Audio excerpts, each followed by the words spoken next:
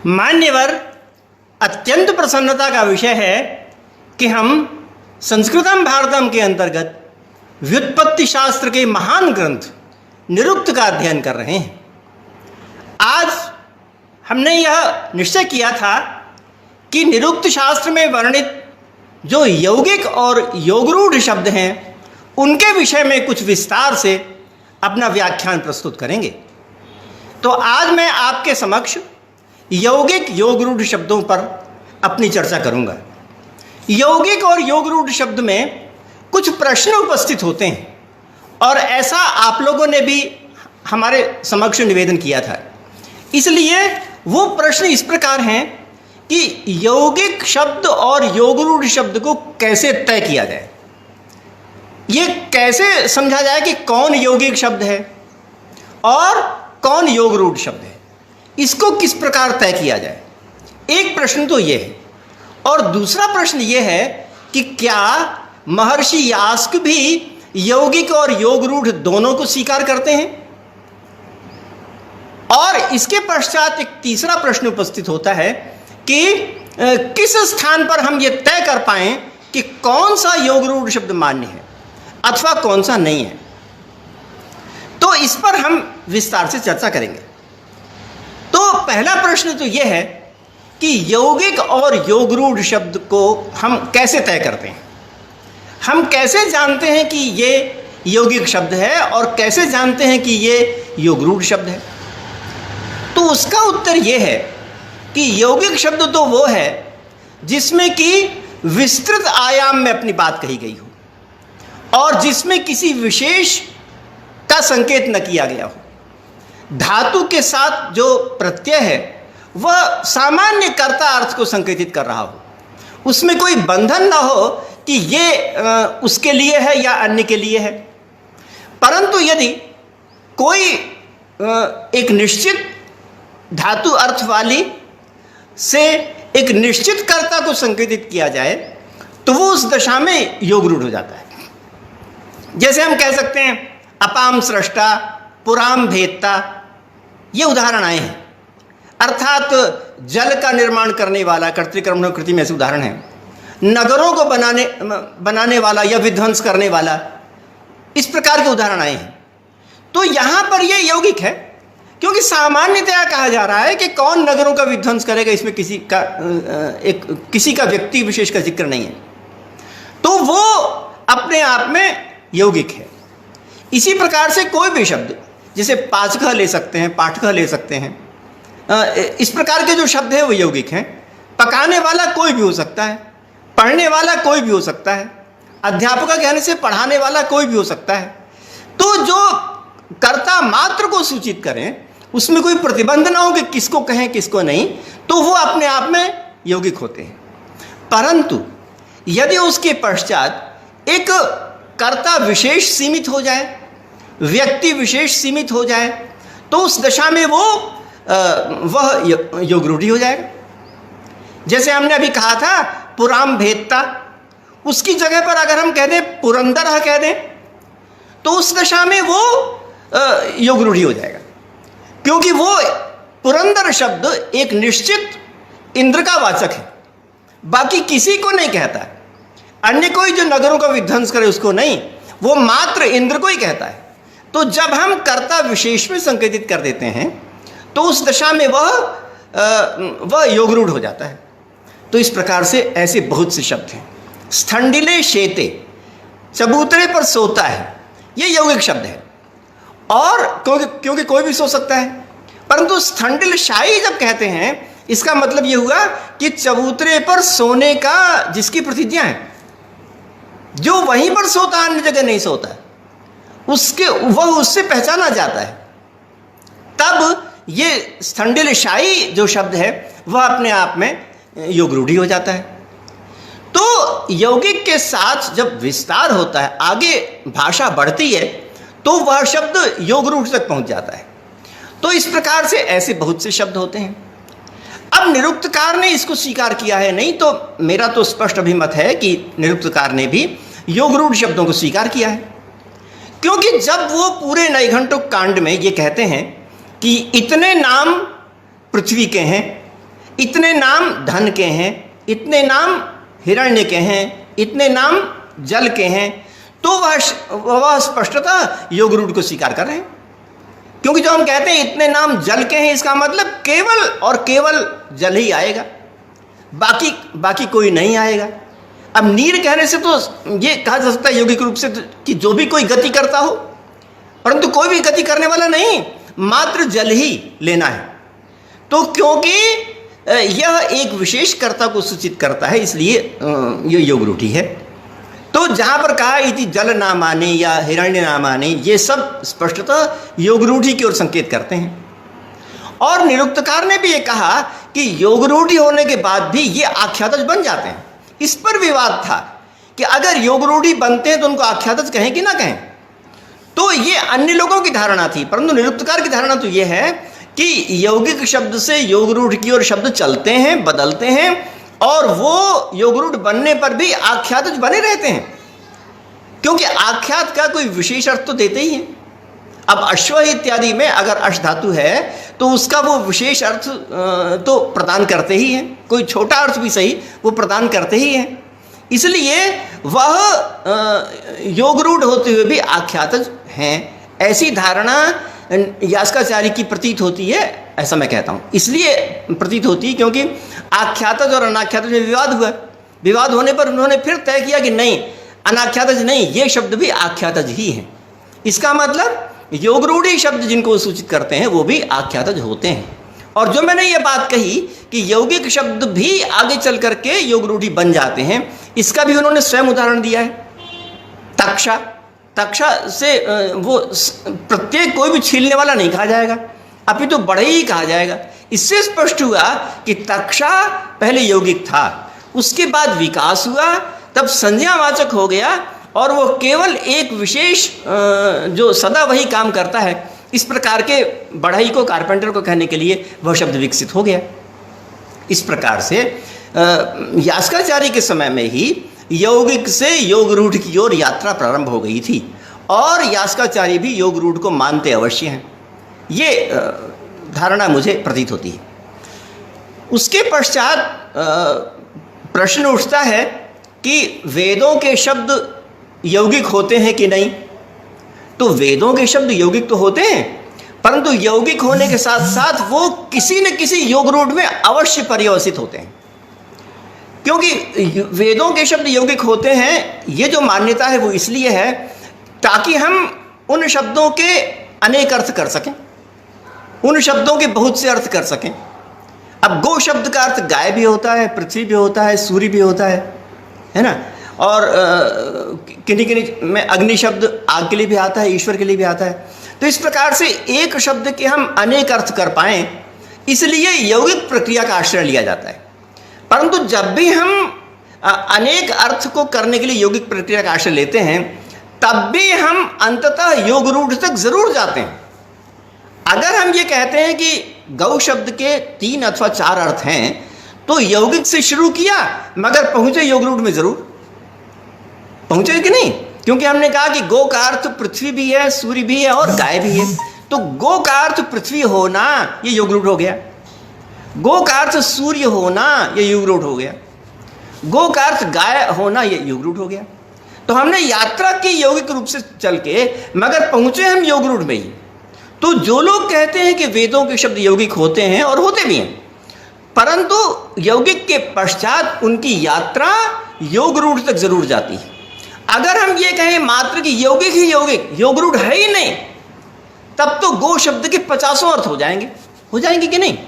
गो का मतलब होता है चलने वाला, गति करने वाला। तो घोड़े को भी, ऊंट को भी, अन्य किसी प्राणी को भी हम गो कहने लगे, परंतु ऐसा तो नहीं होता है ना। इसका मतलब यह हुआ कि जो लोग कहते हैं कि गो शब्द यौगिक होता है, वो भी किसी निश्चित अर्थ में योग रूढ़ जरूर मानते हैं।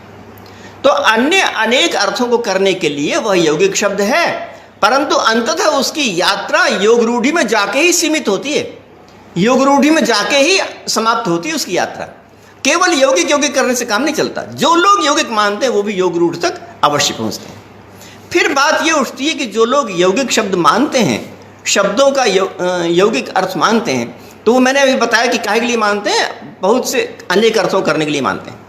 तो जो अनेक अर्थ होते हैं, उन अनेक अर्थों के बनाने के आधुनिक भाषा विज्ञान में भी और आगे के न्याय शास्त्र में भी कुछ सिद्धांत विकसित हुए हैं कि किस शब्द के कौन अर्थ हो जाएं और कितने अर्थ हो जाएं, है ना। सामान्यतः कभी कभी ये सोच लिया जाता है कि यौगिक प्रक्रिया के द्वारा किसी भी शब्द का कोई भी अर्थ हो जाए।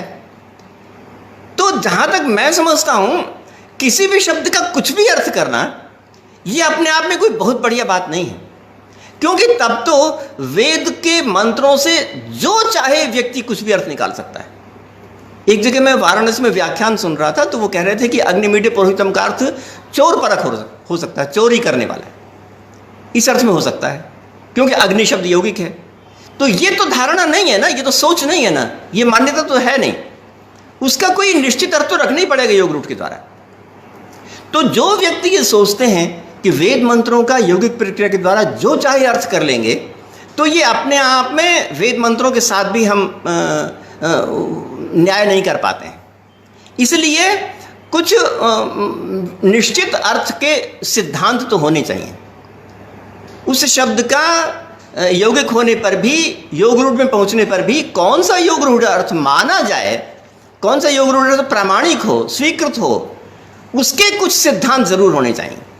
तो भाषा विज्ञान में और न्याय शास्त्र में भी और व्याकरण शास्त्र में भी इस प्रकार के सिद्धांत विकसित हुए हैं, जिनसे पता चलता है कि यौगिक के द्वारा हम किस योग रूढ़ को स्वीकार करते हैं। सब योग रूढ़ को नहीं स्वीकार कर सकते, किस योग रूढ़ को स्वीकार करते हैं, इसमें सिद्धांत विकसित हुए हैं। अब देखिए ना, इस संबंध में दो बातें हैं।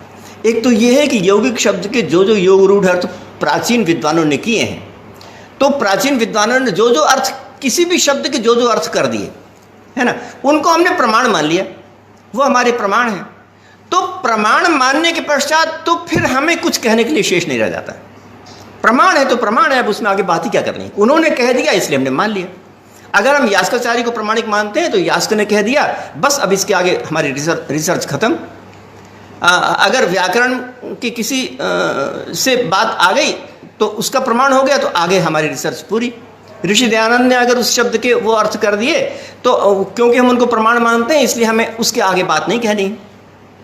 तो एक तो स्थिति ये है, अगर हम प्रमाण मानते हैं तो उसके पश्चात आगे की बात कहनी, बात पूरी हो जाती है, आगे हम उसकी बात कहते ही नहीं। परंतु एक दूसरी विधि भी है जिसको हम रिसर्च की पद्धति कहते हैं, जो कि हमारे कॉलेज और यूनिवर्सिटियों में रिसर्च चलती है। उस रिसर्च की पद्धति के अनुसार किसी भी शब्द के शब्दार्थ को जानने के, तय करने के कुछ नियामक होते हैं। उन नियामकों के अंदर वो चीज़ उसके अंतर्गत आती है कि नहीं, इसको तय करना पड़ता है। अगर हम प्रमाण के बाद भी कुछ सोचते हैं, और प्रायः आजकल के जो रिसर्च करने वाले इस देश के या पाश्चात्य जो देश हैं, वो यही इच्छा समझते हैं कि हम उन नियामक सिद्धांतों के द्वारा भी उसको तय करें।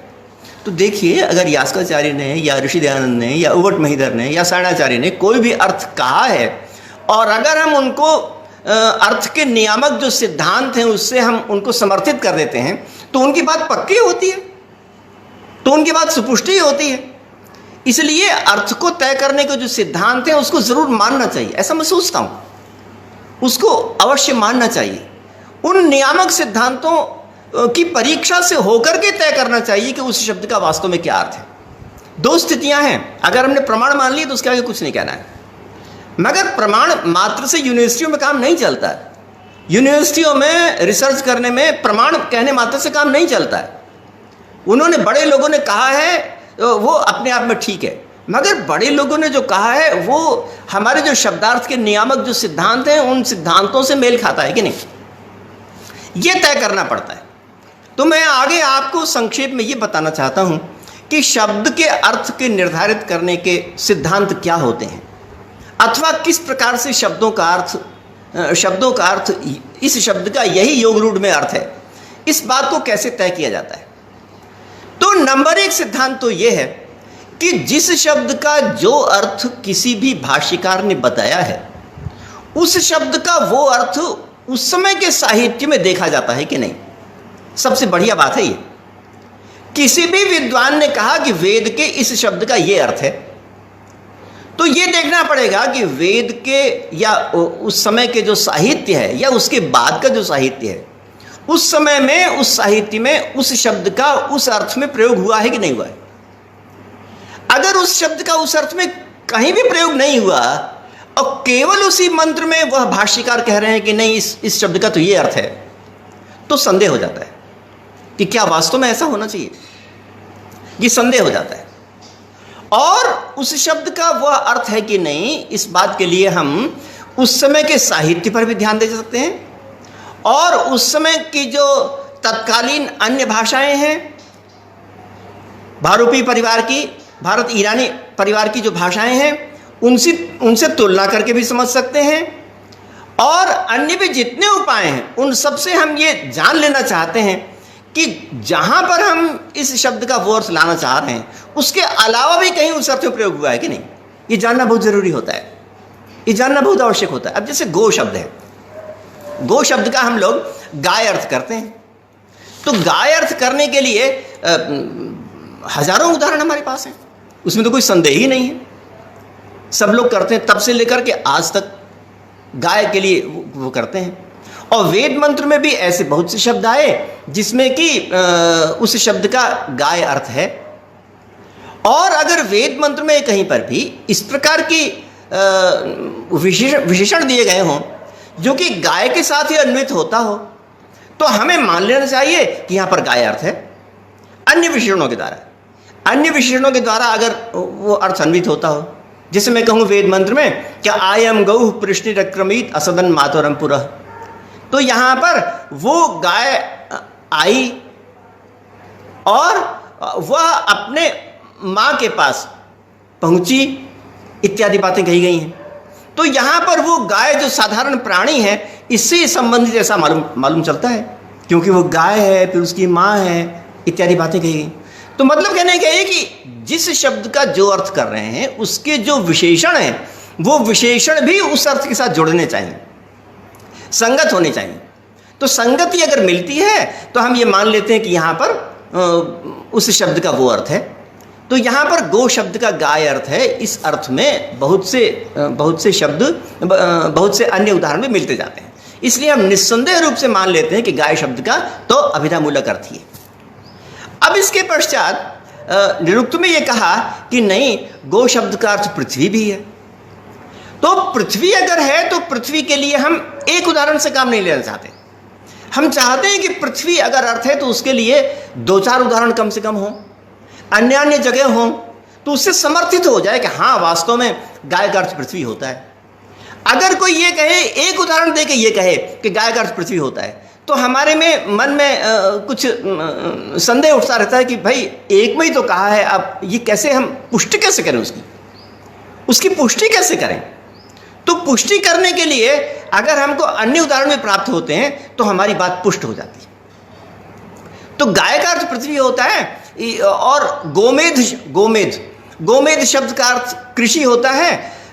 इस बात को पुष्ट करने के लिए हमारे पास प्रमाण मौजूद हो जाता है, क्योंकि गोमेध शब्द का को ही फारसी में गोमेज कहते हैं, गोमेज कहते हैं, और गोमेज का वहां पर अर्थ कृषि होता है। तो जब वहां पर कृषि अर्थ होता है तो हमको पक्का हो गया कि गाय का अर्थ पृथ्वी जरूर है, क्योंकि समकालीन भाषा में उस शब्द का अर्थ पृथ्वी के लिए प्रयोग आता था। भारूपी भाषा में अगर गो शब्द का जियोमेट्री बन गया तो गो को जियोमेट्री यूरोप में अथवा ग्रीक भाषा में बन गया तो गो का जियो बना। उससे बात सुपुष्ट हो गई कि क्योंकि यूरोप में भी गो शब्द पृथ्वी अर्थ में था, इसलिए पक्का हो गया कि गो शब्द का अर्थ पृथ्वी भी है। तो इस प्रकार से गो शब्द का पृथ्वी अर्थ करने के लिए हमारे पास तत्कालीन साहित्य में और तत्कालीन समानांतर जो भाषाएं हैं उन भाषाओं में गो शब्द का अर्थ पृथ्वी होता है, इसके लिए प्रमाण मौजूद हो जाते हैं। तो इसलिए हम ये कर सकते हैं कि उस शब्द का अर्थ वैसा है। अब गो शब्द का अर्थ आदित्य भी होता है, तो उसके लिए भी प्रमाण खोजना पड़ेगा। क्या हमारे पास समकक्ष ग्रंथों में यह प्रमाण उपलब्ध है कि नहीं है? तो हम बहुत से मंत्रों को देखते हैं जिसमें कि उसमें निरुक्तकार ने भी कुछ मंत्रों को प्रस्तुत किया है, परंतु हम अपनी पुष्टि के लिए अन्य उदाहरण भी दे सकते हैं। अन्य उदाहरण में ये लिखा कि अघासु हन्यन्ते गावः अर्जुन्यो परिहुयते, ऐसा वेद मंत्र आया और उसमें कहा कि अघा माने मघा, मघा नक्षत्र जब आता है तो गाय मारी जाती हैं, ऐसा मान लीजिए कोई अर्थ करे, मान लीजिए कोई अर्थ करे, तो यहां पर यह अर्थ तर्कसंगत नहीं है, क्योंकि वहां पर कहा कि मघा नक्षत्र में गाय मारी जाती हैं और फिर अर्जुनी में, अर्जुनी माने जब अर्जुन माने जब दिन बड़ा होने लगे, जब गर्मी होने लगे तो वो परिहुते माने सिकोड़ ली जाती हैं। तो ये बात गायों के अर्थ में स्पष्ट नहीं होती। क्यों ऐसा होगा कि उस समय मारी जाए, क्यों ऐसा होगा कि जब अर्जुनी माने गर्मी के दिन आवे तो सिकोड़ ली जाए, क्यों ऐसा होगा? इस बात का समाधान हम नहीं कर सकते, इसलिए यहां पर गायों का अर्थ सूर्य किरण ही लेना होगा। अगर हम यहां पर गो का अर्थ सूर्य किरण ले लेते हैं तो बिल्कुल पानी की तरह इस मंत्र का अर्थ स्पष्ट हो जाता है। उसमें कहा कि मघासु हन्यन्ते गावः, अघा का अर्थ मघा है, तो उसमें ऐसा होता है तो हम कहते हैं कि सूर्य की किरणें मघा नक्षत्र में हन्यन्ते माने कम कर ली जाती हैं, सूर्य की किरणें कम कर ली जाती हैं, और अर्जुन्यो जब अर्जुनी अर्थात जब प्रदीप्त गर्मी का समय आता है तो परिहुयते, तो बढ़ा दी जाती हैं। तो ये जो अर्थ है कि मघा में कम कर ली जाती हैं, अर्जुनी माने गर्मी के समय बढ़ा दी जाती हैं, ये वाला अर्थ सूर्य की किरणें अर्थ को मानने पर एकदम स्पष्ट हो जाता है, संगति लग जाती है। तो संगति लगने से हम ये मान सकते हैं कि यहां पर उसका ये अर्थ है। तो इस प्रकार से हमने ये कहा कि किसी भी शब्द का जो यौगिक अर्थ है वह यौगिक अर्थ को सुनिश्चित करने के लिए तत्कालीन साहित्य में, तत्कालीन भाषा में अवश्य ही तुलना के द्वारा सिद्ध करना चाहिए कि ये वास्तव में इस अर्थ में अन्य जगह प्रयोग में आता है, तब तो पुष्टि होती है। अगर केवल मात्र भाष्यकार के प्रमाण से ये बात कहें कि उन्होंने कह दिया इसलिए वैसा है, तो बात पुष्ट नहीं होती, हम केवल उनके प्रमाण मात्र से रह जाते हैं। तो यहां पर हमने देखा कि गो शब्द का जो गाय अर्थ भी और पृथ्वी अर्थ भी और सूर्य अर्थ भी, ये तीनों अर्थ अभिधा मूलक हैं। अभिधा मूलक कब होता है? जबकि उसका प्रयोग बार बार होता रहे, उसका प्रयोग अन्य सर्वत्र होता रहे, तो उसको अभिधा मूलक कहते हैं। परंतु अगर किसी शब्द का कोई अर्थ कभी कभी प्रयोग में आए और उस वाक्य के अर्थ के अन्वित न होने पर अन्वय करने के लिए आए, तो उस दशा में वो लाक्षणिक माना जाता है। ये आगे वालों ने लिखा है, आगे वाले के साहित्यकारों ने ऐसे लिखा हुआ है। तो उस दशा में वो केवल उस मंत्र के अर्थ के लिए ही काम आएगा, फिर उसको अभिधा मूलक नहीं कहेंगे। मेरी बात आप सुन रहे हैं? देखिए, जिस शब्द का अर्थ सदा आए बिना किसी प्रकरण के भी या अन्य प्रकरणों के साथ बिल्कुल तय हो जाए और सदा आए, वो तो अभिधा मूलक हो गया। मगर जो केवल कभी कभी आए और केवल उस वाक्य की संगति लगाने के लिए आए, तो उस दशा में वो शब्द लाक्षणिक होता है और वो फिर वो अर्थ सदा प्रयोग में नहीं लिया जाता। लाक्षणिक अर्थ सदा प्रयोग में नहीं लिया जाता। गंगायाम घोषा में गंगा का जो तट अर्थ है वो सदा प्रयोग में नहीं लिया जाता। गंगायाम घोषा का जब प्रयोग होगा तभी वो प्रयोग में लाया जाएगा। तो ये हमको तय करना पड़ता है कि यहाँ पर ये जो अर्थ है वो कभी कभी के लिए हुआ है या सदा के लिए हुआ है। जैसे निरुक्तकार ने ही कहा कि गो शब्द का जो अर्थ है वह गोचर्म के लिए भी है। उन्होंने कहा कि गोचर्म के लिए भी ये शब्द प्रयोग होता है। तो उसमें उन्होंने उदाहरण दिया कि उतादह पुरुषे गवि, अर्थात गवि गाय में बैठकर लोग कार्य करते हैं, इस प्रकार का मंत्र का उदाहरण दिया। अब गाय पर कौन बैठेगा? तो इसलिए यास्काचार्य ने यहाँ पर कहा कि गो का अर्थ हो गया गोचर्म, उसके ऊपर बैठकर या उसके ऊपर सोम रखकर, ऐसा उन्होंने कर दिया। तो ये एकदम सुनिश्चित स्थान के लिए है, ये सर्वत्र के लिए नहीं है, क्योंकि यहाँ पर उतादह पुरुषे गवि का अर्थ संगत नहीं हो पाता। अगर हम गोचर्म अर्थ ना लगाएं तो संगत नहीं हो पाता, इसलिए यहाँ भर के लिए ये गो शब्द लाक्षणिक है और सब जगह ये नहीं आएगा। तो ये तय करना पड़ता है कि जो बार बार अन्य अन्य सभी उदाहरणों में आए वो अभिधा मूलक, जो कहीं कहीं आए जो उस शब्द जो एकमात्र उस वाक्य की संगति के लिए आए वो लाक्षणिक, ये तय करना पड़ता है। अब कुछ लोग ऐसे होते हैं कि जहां पर भी किसी भी भाष्यकार ने उसका लाक्षणिक अर्थ भी कर दिया तो बस मान लेते हैं कि बस वो अर्थ हो ही गया सदा, फिर सदा वो अर्थ हो गया और किसी भी वाक्य में उस अर्थ को लगा लेते हैं। तो ये भाषा विज्ञान की रीति नहीं है, ये हमारे न्याय शास्त्र और साहित्य शास्त्र की रीति नहीं है। साहित्य शास्त्र में तो ये कहा गया कि जो गंगायाम घोषा में गंगा का जो तट अर्थ है वो गंगायाम घोषा इस वाक्य में ही है, सब जगह नहीं है। गंगा का तट अर्थ सदा नहीं है, केवल इस वाक्य में है। इसी प्रकार से गो शब्द का जो तात्स्थ्य में लक्षणा करके गोचर्म अर्थ हुआ, वो गोचर्म अर्थ केवल इस उदाहरण में ही है, सब जगह नहीं है। मेरा तो सोच ये है कि ब्राह्मण ग्रंथों में विभिन्न शब्दों के 20 अर्थ दिए गए, ब्राह्मण ग्रंथों में 20 अर्थ दिए गए हैं, और 20 ग्रंथ अर्थ जो दिए गए हैं वो उनमें से अधिकांश अर्थ लाक्षणिक हैं, जो कभी कभी होते हैं और रूपक अलंकार से विकसित हुए हैं। तो रूपक अलंकार भी अंततः लक्षणा से विकसित होता है, लक्षणा से ही जब रूपक अलंकार भी विकसित होता है, तो चाहे लक्षणा से अर्थ करें चाहे रूपक अलंकार से करें, वो अर्थ सादातिक नहीं होता है, वो अर्थ सदा देने वाला नहीं होता है, ऐसा मैं सोचता हूं। जो लोग कहते हैं कि ब्राह्मण ग्रंथों में जो जो अर्थ बता दिया उन अर्थ को देख के कुछ भी अर्थ किसी भी समय कर दो, संभव नहीं है, औचित्यपूर्ण नहीं है।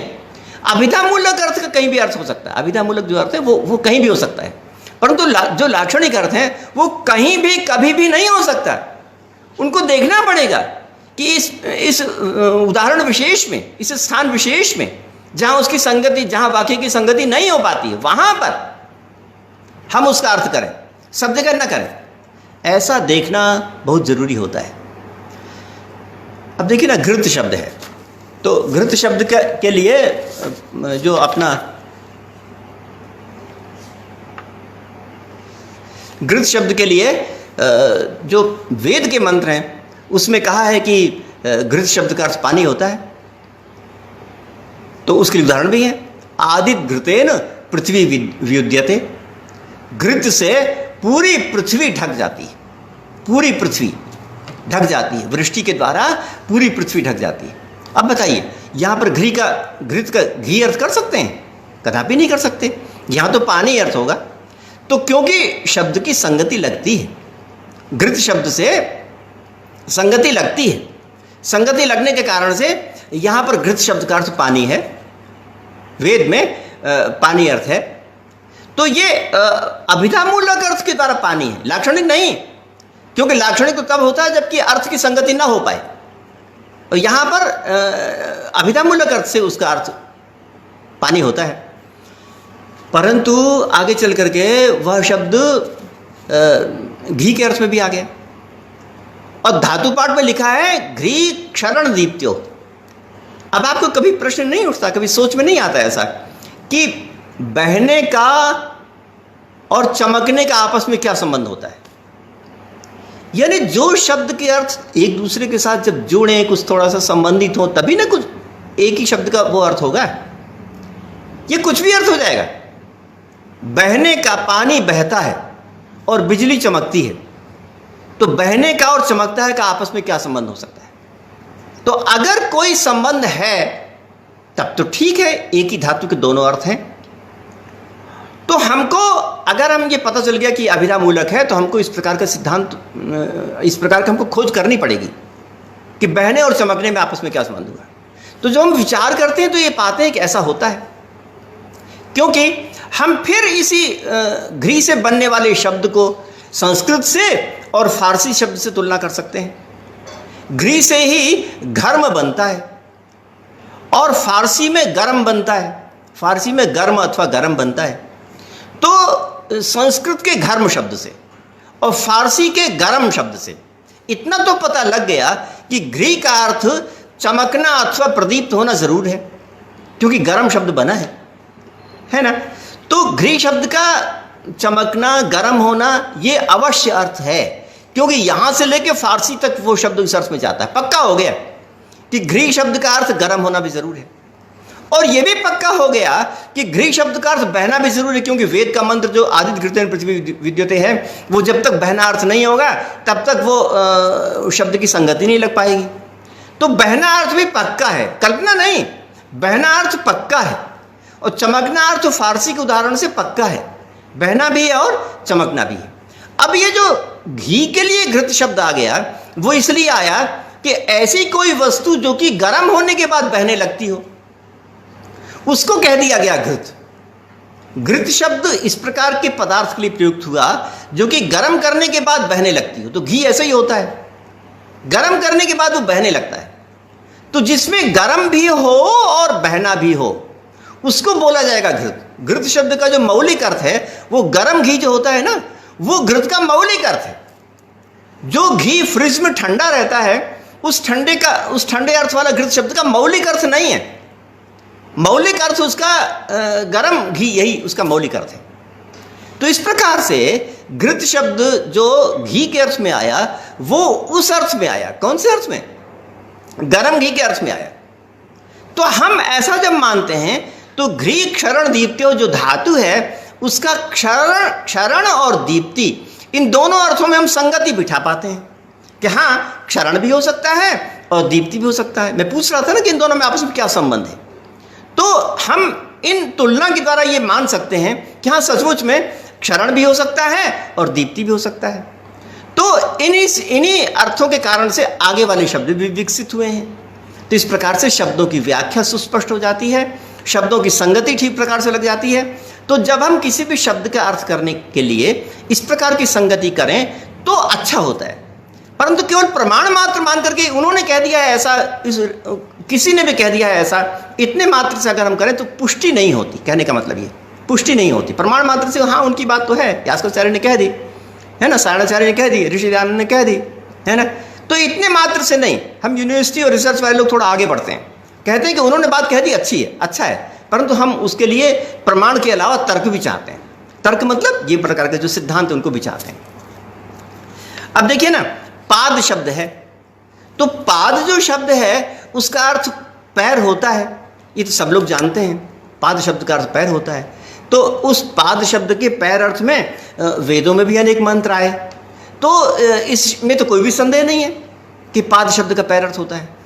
परंतु पाद शब्द का अगर 1/4 अर्थ हो गया, 1/4, तो वो अर्थ यहां पर केवल लक्षणा नहीं, अभी तो यहां पर निरूढ़ लक्षणा माना होगा।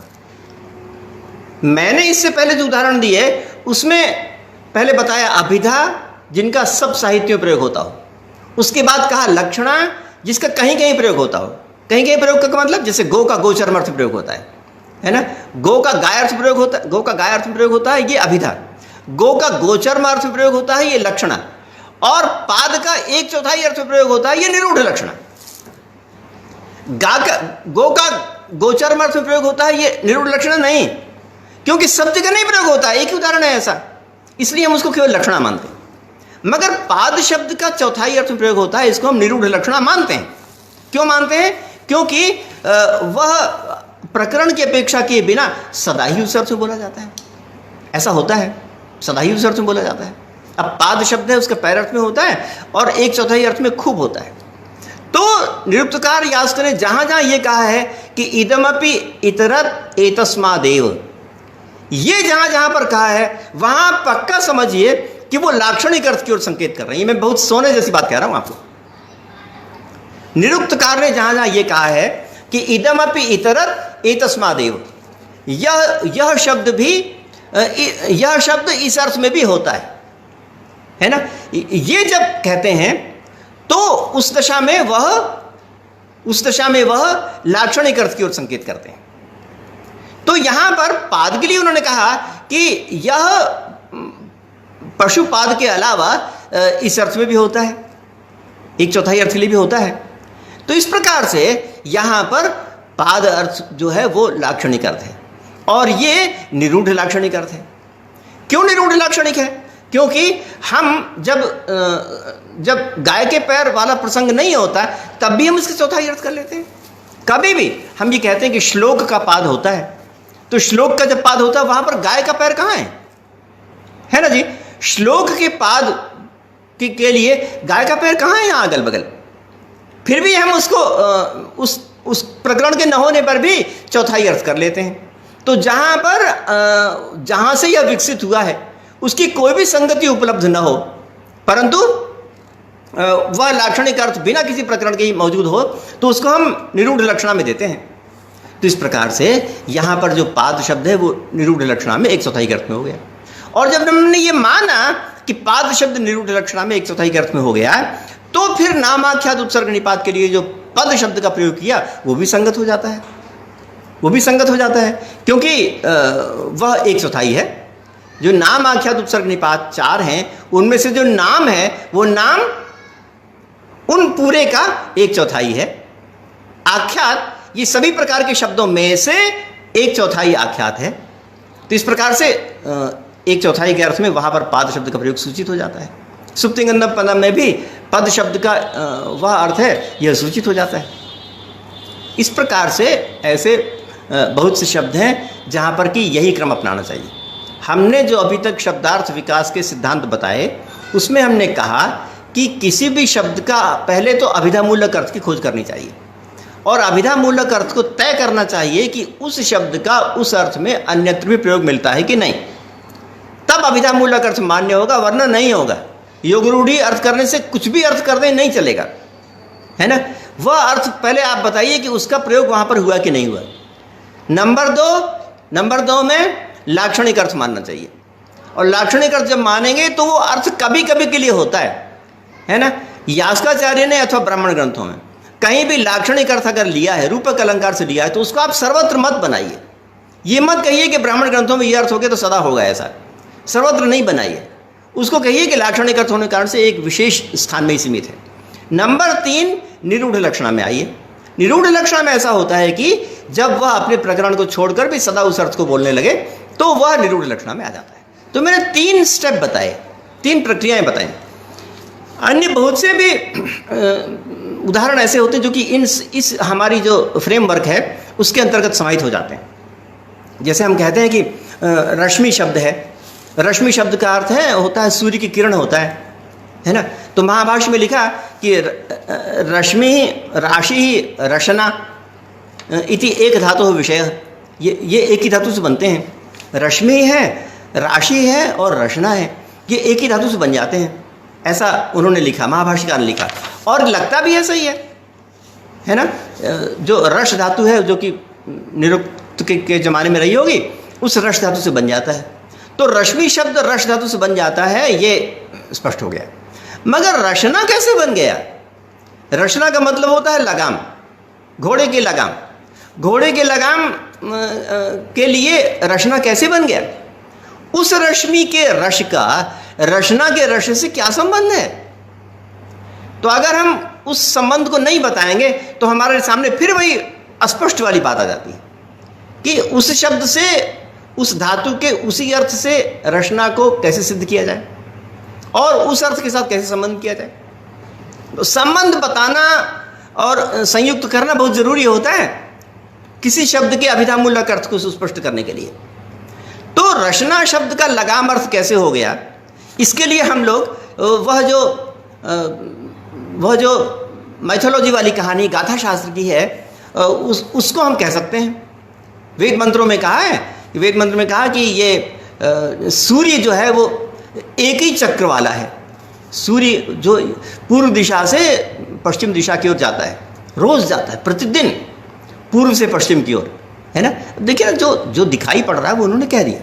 ये थोड़ी है कि उन्होंने साइंस की बात जैसा मानते हैं, जो हमें सामान्य दिखने में आ रहा है वो भी बात वर्णन की जाती है। तो सूर्य पूर्व दिशा से पश्चिम की ओर जाता है, तो कैसे जाता है? एक ही चक्र है उसका, और रथ पे बैठ के जाता है, और रथ पे बैठ के जाता है तो उसकी 7 लगाम हैं। घोड़े 7 घोड़े हैं, 7 घोड़ों की 7 लगाम हैं। तो 7 घोड़े भागते रहते हैं और 7 लगाम से उनको वश में किया जाता है, और उससे वो भागता रहता है, और भाग करके 12 घंटे बाद वो पश्चिम दिशा में पहुंच जाता है। तो ये एक गाथा है, सब जगह तर्क नहीं लगाना चाहिए, सब जगह बुद्धि नहीं लगानी चाहिए।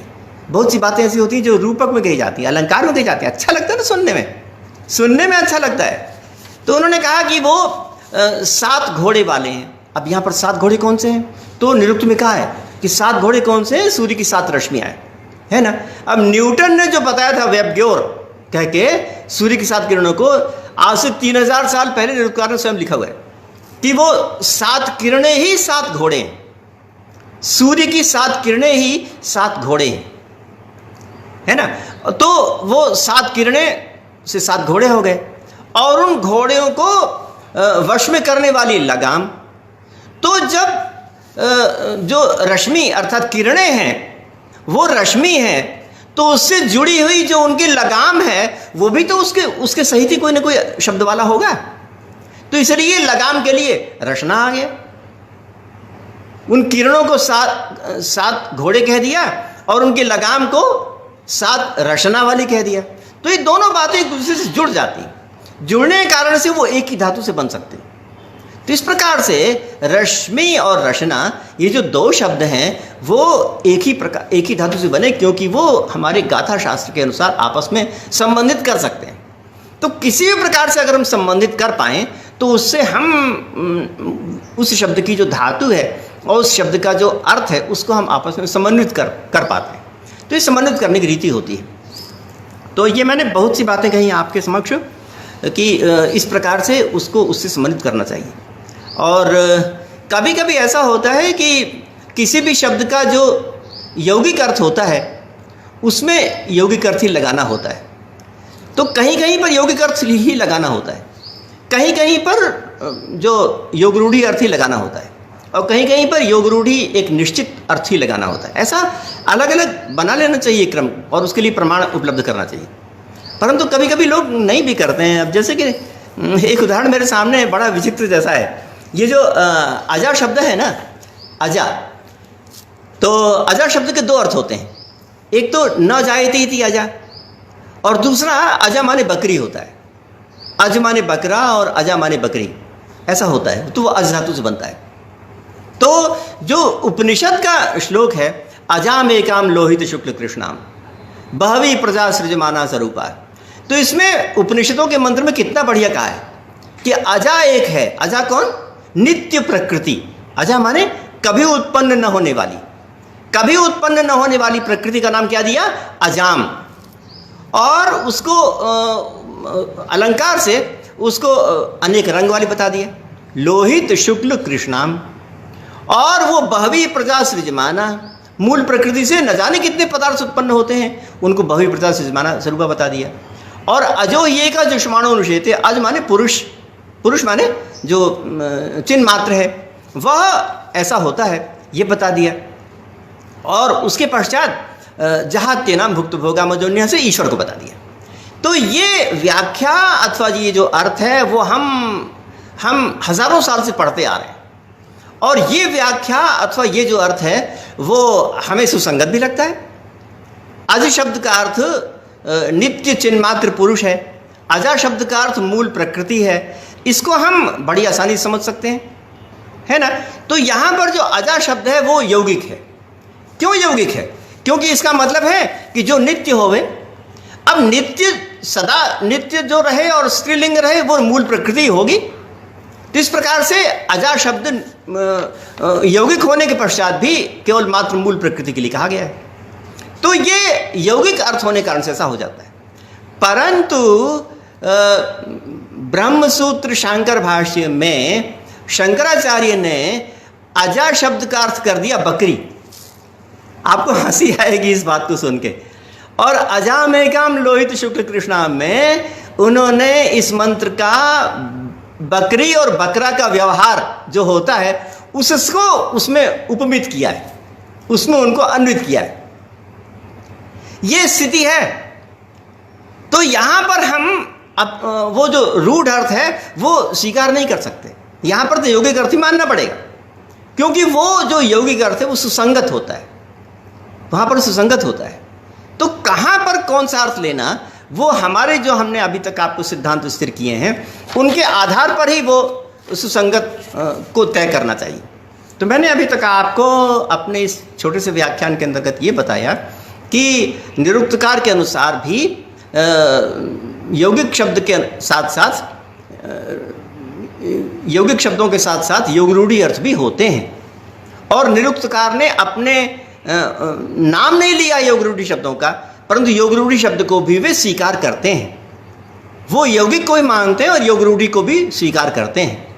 और फिर मैंने ये बताया कि योग रूढ़ि जो शब्द होते हैं, इसका मतलब ये नहीं होता कि हमको खुली छुट्टी मिल गई कि किसी भी शब्द का हम कुछ भी अर्थ कर दें, अपितु योग रूढ़ि शब्द के द्वारा किसी भी शब्द के कोई अर्थ करने से पहले अनेक सिद्धांत बने हुए हैं। उन सिद्धांतों का पालन हमको करना चाहिए। नंबर 1 सिद्धांत यह है कि किसी शब्द का कौन सा अर्थ है, वह अर्थ तत्कालीन अन्य साहित्य में मिलता है कि नहीं, तत्कालीन अन्य भाषा में मिलता है कि नहीं। जब ये तुलना के द्वारा सिद्ध हो जाए तभी ये तय करना चाहिए कि ये इस शब्द का ये अभिधामूलक अर्थ है।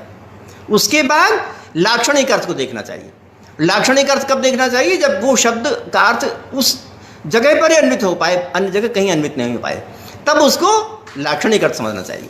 और उसके बाद निरूढ़ लक्षण समझना चाहिए कि जब वह अर्थ सदा बना रहे और कभी भी उससे हटे नहीं, तो उस दशा में उसको निरूढ़ लाक्षणिक समझना चाहिए। और ऐसा मानने पर हम शब्द का एक सुनिश्चित अर्थ कर पाएंगे।